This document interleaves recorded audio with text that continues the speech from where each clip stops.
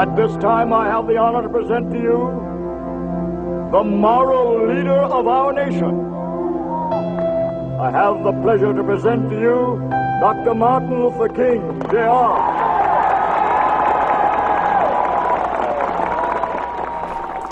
Martin Luther King Jr. was clearly one of the most influential players within the civil rights movement, but a lot of the foundation for what he believed and what he taught his life legacy and long-term effects began in his home of origin. King was born January 15th, 1929 to Alberta and Michael King Sr. Martin Luther King Jr. actually has Michael King Jr. on his birth certificate, but when he was just 2 years old, his father changed his own name to Martin Luther King in tribute to the German theologian Martin Luther, and decided to change his son's name as well. To end the long night of their captivity.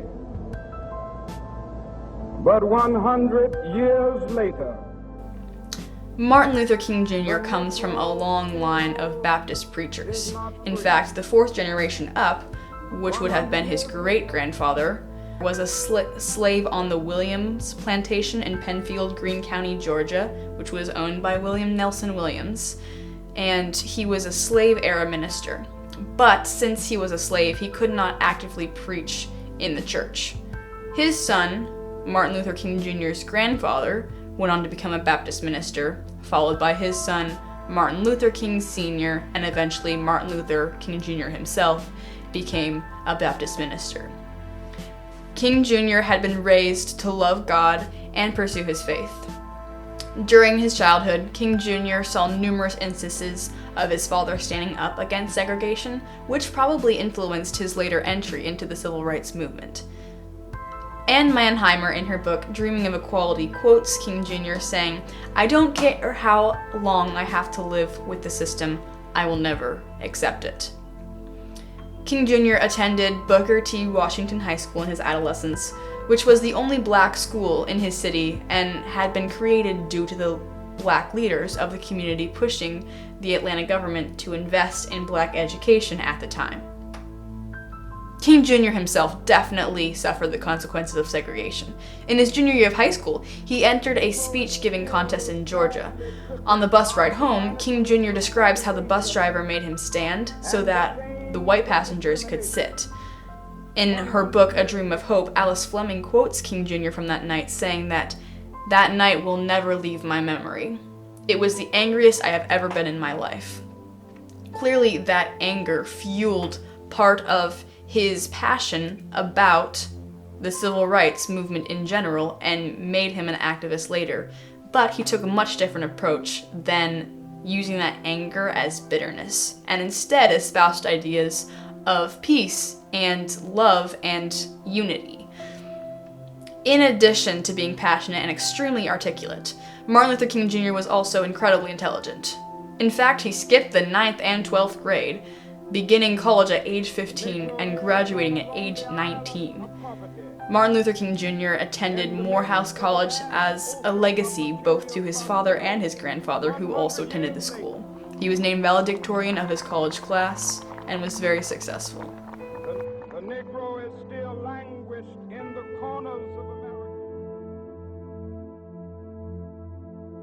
In his early 20s, King Jr. was a part of a local committee devoted to protecting and helping black citizens, and he was asked to take part in a larger way after the starting of the Montgomery bus boycotts.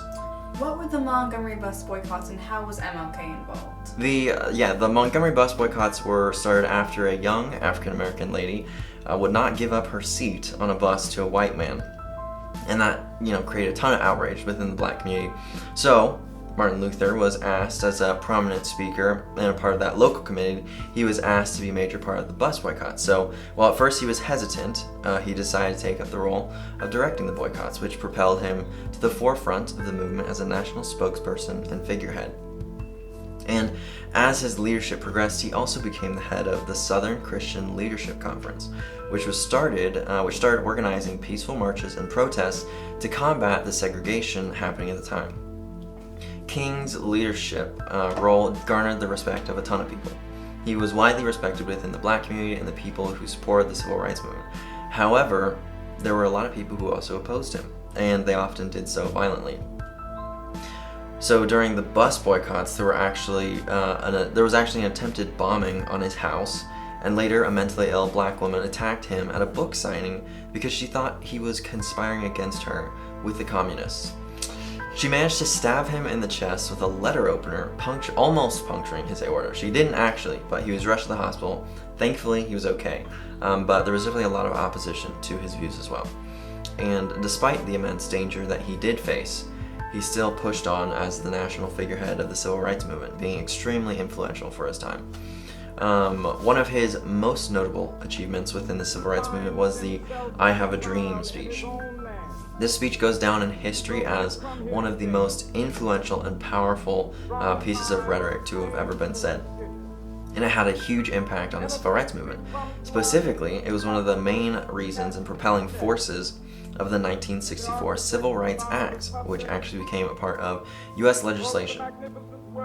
Throughout his life, he pursued numerous marches, rallies, and campaigns, including the Albany Movement, the Birmingham Campaign, the March on Washington, and the St. Augustine Movement, and the Maine college speeches, Vietnam War opposition, and many others.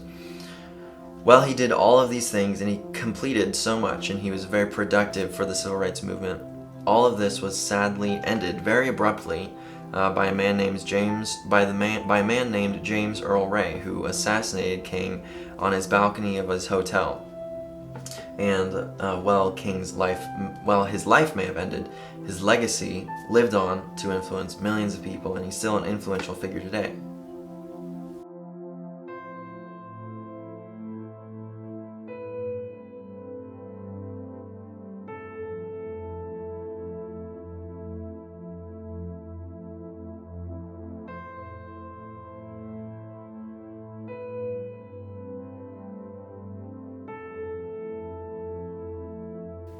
Today, Martin Luther King Jr. is celebrated in the United States every year on the Monday closest to his birthday, generally the third week of January.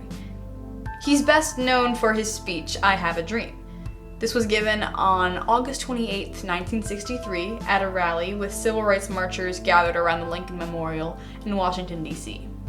King actually chose the last slot in the convention after every other speaker turned it down. The other speakers were fearing that the crowd would be worn out from the long day and dwindling in numbers, but King chose this slot and stretched the 4-minute allotment into a 16-minute disquisition about his vision for a United States void of racial segregation. There are many mixed opinions today.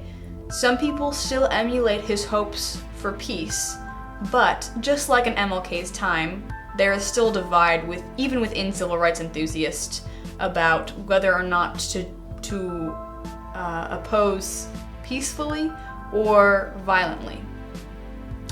The main opposer during his times to the peaceful movement that he espoused was Malcolm X, and also a group called Black Panther, both supporters of a more militant approach when vying for acceptance in society.